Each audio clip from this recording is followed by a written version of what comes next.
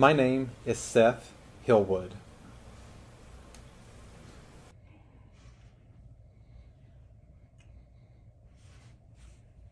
I'll show you my sign name.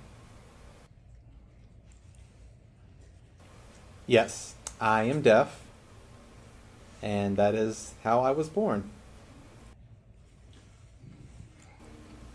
I was actually born in a different state, not Tennessee.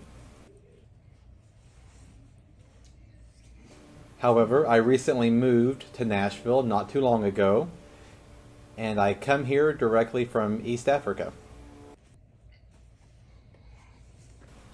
I lived in East Africa a pretty long time, over 20 years.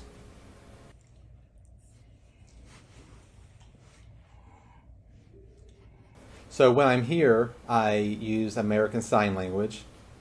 However, when I was living in East Africa, I had two languages. My first was Amharic. That is the native language of Ethiopia. And then I also am able to use my tribal language, that being Monocothi, which is an ancient Hebrew language. In Ethiopia, there is a signed language and a written language, but the Israeli or the Hebrew language I was speaking of earlier, the Monocothi, there's no developed sign language. I'm hoping that that will be developed soon, but currently that's only a written language. But I am hopeful that we will get a sign language soon. My experience here at Bridges for the Deaf and Hard of Hearing, I mean, wow, just the environment. The office is very neat and clean, and the staff here are very respectful, and there's a shared commonality of wanting to support the deaf community and advocate, which is very impressive to me.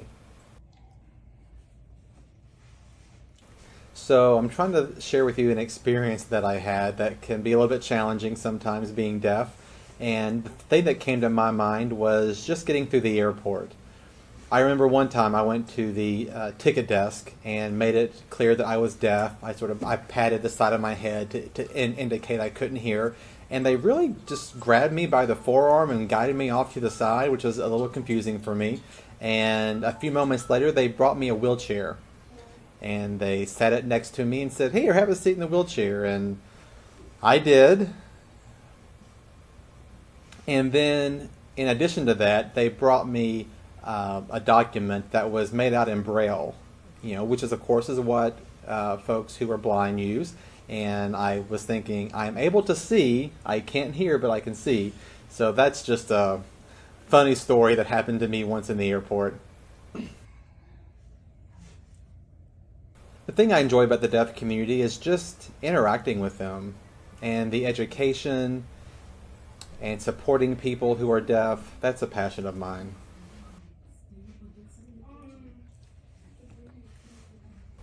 Let me see, a challenge. Just different public facilities that aren't aware of deaf people or the community.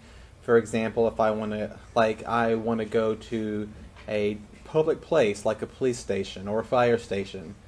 I've gone there before. I just wanted to introduce myself, make them aware that I'm a deaf resident in the area that they serve, and I just got the feeling that they really weren't engaged with what I was trying to tell them. So things like that can be a bit challenging.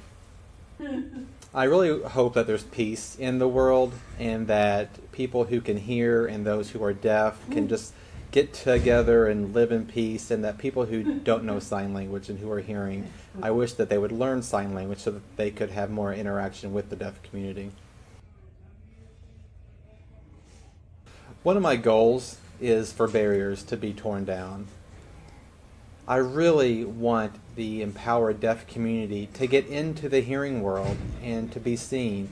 And I also want the hearing world to see us and to know and to recognize us as a community. They don't have to have their preconceived notions or their stories or ideas about us, really just to see us and to acknowledge that there is a deaf community that's valuable.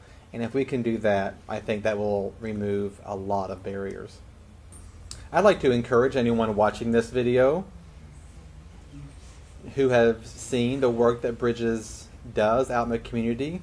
I would ask that you volunteer your time and volunteer your time to help empower our community. If you're busy and don't have time to volunteer, for example, I think to give financially to Bridges for the Deaf and Hard of Hearing, and you will see the fruits of your donation, and they will grow and support the community.